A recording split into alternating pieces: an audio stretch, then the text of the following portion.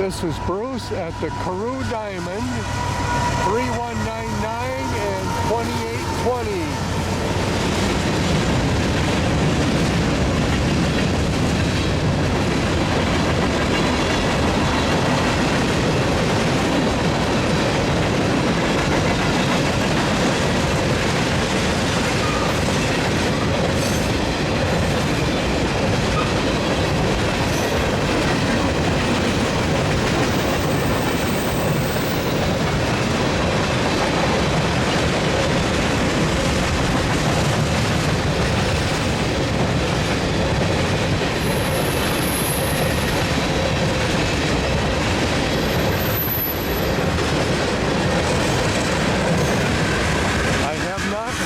Train number, and I think I heard 640 axles on a defect detector a ways back.